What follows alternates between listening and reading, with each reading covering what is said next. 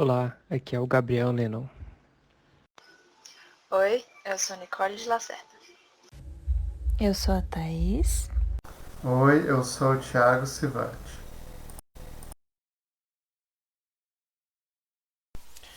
PostgreSQL. O PostgreSQL é um sistema de gerenciamento de banco de dados, mas inicialmente ele era chamado apenas como Postgres. Ele foi liderado por um professor da Universidade de Califórnia de Berkeley, que o nome dele era Michael. Basicamente, o projeto ele foi patrocinado na época pela Agência de Projetos de Pesquisa Avançada de Defesa, o Gabinete do Exército e a Fundação Nacional de Ciências, lá de Berkeley. A implementação desse projeto ele começou em 1986, mas as pesquisas e estudos já estavam sendo feitas já há muitos anos atrás. Durante a implementação do projeto, foram apresentados o design do Postgres, a definição do modelo de dados, a lógica e a arquitetura de armazenamento. No entanto, realmente a primeira demonstração de realmente começar a abrir para a população, digamos assim, para os consumidores de banco foi em 1987, onde ocorreu numa conferência ACM de 1988. Essa conferência ela é uma conferência internacional para os pesquisadores e profissionais e desenvolvedores e usuários de banco de dados. O Postgres ele teve várias versões, mas algumas das versões foram a primeira versão houve foi lançada em 1989 em junho, que foi em resposta à crítica ao primeiro sistema. Então, basicamente, antes de eles realmente versionarem, eles lançaram lá em 1986 na conferência, eles lançaram para o pessoal, né, em 87. E aí, a partir daí vieram várias críticas sobre algumas coisas e a partir dessas críticas eles começaram a lançar as versões. A primeira versão foi lançada em 89, em resposta à crítica ao primeiro sistema de regras, o que os usuários falavam que o sistema de regras deveria ser redesenhado, e foi o que aconteceu na versão 1. Na versão 2, que foi lançada em 1990, eles já implementaram mais um novo sistema de regras, e na versão 3, que apareceu em 1991, adicionou suporte para vários gerenciadores de armazenamento. Então eles começaram a incrementar o executor de consulta, botaram um sistema de regras ainda mais restrito e, e botaram várias regras que os usuários apontavam nos testes que eles estavam fazendo, onde eles focavam mais na portabilidade e confiabilidade. Então, desde essas três versões, ele vem sendo usado muito em sistemas de análise de dados financeiros, em pacote de monitoramento de desempenho de motor a jato, em rastreamento de asteroides, em banco de dados de informações médicas e vários sistemas de informações geográficas. E aí, em 1994, Andrew e Jolie adicionaram um interpretador de linguagem SQL ao Postgres. Então, a partir do momento que eles adicionaram esse interpretador da linguagem SQL, o Postgres mudou de nome para Postgres 95. Que em relação ao código original, que era o Postgres, reduziu em 25% essas mudanças, e esses 25% afetaram bastante no desempenho de melhoria e facilidade de manutenção do Postgres. Além disso, a linguagem de consulta PostgreSQL foi substituída por SQL, que foi implementada no servidor. E as subconsultas não eram suportadas o SQL, até a chegada do PostgreSQL, que é mais para frente, mas podiam ser meio que imitadas no Postgres 95, com funções SQL definidas pelos usuários. As funções agregadas foram reimplementadas. Então, basicamente, nesse Postgres 95, o principal marco foi quando adicionaram o interpretador de linguagem SQL. E também no Postgres 95 foi lançada uma nova biblioteca front-end, que é a libpgtcl, que suportava clientes baseados em TC1, um shell de amostra que forneceu novos comandos para fazer a interface dos programas com o servidor Postgres 95. Além das funcionalidades, outras impactaram também bastante, como melhoria na interface, melhoria no desempenho das consultas, o armazenamento de objetos grandes, uma nova biblioteca de front-end e diversas outras informações. E aí, em 1996, os pesquisadores do Postgres 95 chegaram à conclusão que o nome não resistiria ao tempo. Então, basicamente, os usuários eles já estavam dando outro nome para o Postgres e eles perceberam que talvez esse Postgres 95 ia cair em desuso.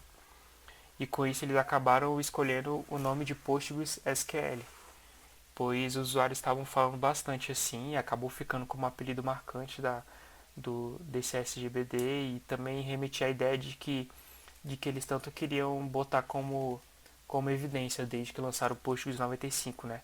Que foi essa integração com botando o SQL dentro do Postgres.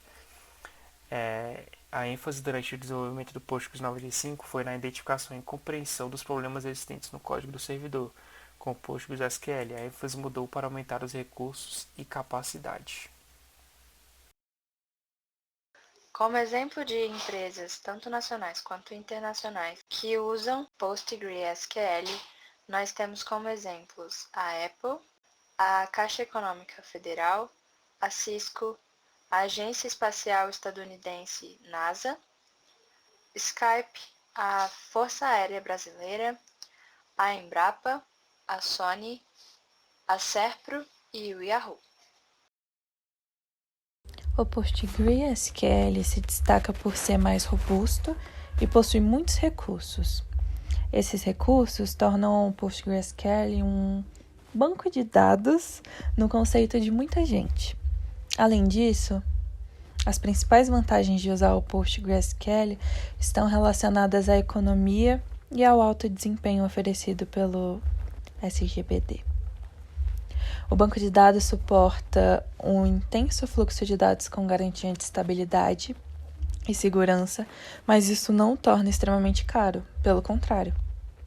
A gente tem um exemplo do Detran do Ceará que migrou para o Postgre e conseguiu economizar 1,7 milhão de reais com licenças e contratação de serviços de suporte técnico extra. O banco de dados também é o oficial do governo do Ceará. Além disso, a gente tem a facilidade em gerenciar todos os recursos pela interface ser super simples.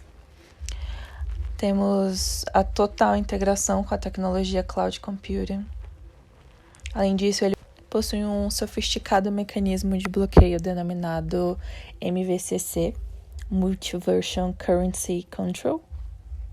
Ao contrário de muitos SGBDs que utilizam logs para o controle de concorrência, o Postgre mantém a consistência dos dados usando um modelo multiversão. Nesse modelo, cada transação tem a sua versão do banco de dados e estando protegidas de acessar dados inconsistentes que poderiam ser gerados por outras transações. Com isso, o modelo oferece o isolamento de transações, além de garantir que leituras nunca guardarão escritas e vice-versa. Além disso, ele suporta tamanhos ilimitados de linhas e bancos de dados e tabelas, até 16 terabytes, e aceita vários tipos de subconsultas. No entanto, algumas desvantagens que os usuários podem encontrar ao optar pelo Postgre são que o Postgre, na criação de índices, ele gera uma grande demora na criação desses índices sobre as tabelas, além de não possuir várias opções encontradas em outros bancos, como a capacidade de replicação, backup, recuperação de falhas e otimização avançadas. O PostgreSQL usa uma licença personalizada chamada PostgreSQL License. É uma licença muito liberal, ela é open source, gratuita, e ela basicamente te permite fazer o que você quiser com o software, desde que você cumpra com os termos deles. Você pode modificar, usar, distribuir, copiar, fazer o que você quiser, desde que você inclua os termos de copyright, esses dois aqui, Portions Copyright 1996-2021, The PostgreSQL Global Development Group, e o outro, que é da Universidade da Califórnia, e que você inclua os termos deles. Os termos são os seguintes: nenhuma falha do software é responsabilidade da empresa, basicamente.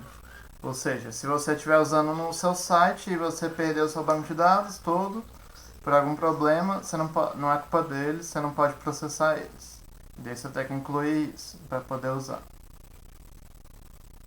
Ou seja, se você estiver usando no seu site e você perdeu seu banco de dados todo, por algum problema, você não é culpa deles, você não pode processar eles. Daí você tem que incluir isso para poder usar. Agora vamos para as curiosidades de PostgreSQL. O código-fonte PostgreSQL tem 571.821 linhas, escrito por apenas 43 programadores e por um custo de aproximadamente $21.220.945. O Postgre é de código aberto e, apesar de ter sua própria licença, é bem parecida com BSD e MIT. Assim, ele oferece todas as suas funcionalidades de graça. Faz transações a nível de tabela e possui uma funcionalidade chamada UUID, Identificador Único Universal, com número de 128 bits usado para identificar informações em sistemas. Geração nativa de campos UUID são até o momento uma funcionalidade exclusiva do PostgreSQL e ainda é usada como chave primária. A logo do elefante é chamado Slonic e é um animal que simboliza boa memória. Porém, no Japão, a logo foi trocada por uma tartaruga. It's slow, but it's getting there. Já que a imagem do elefante era relacionado a um grupo terrorista da época.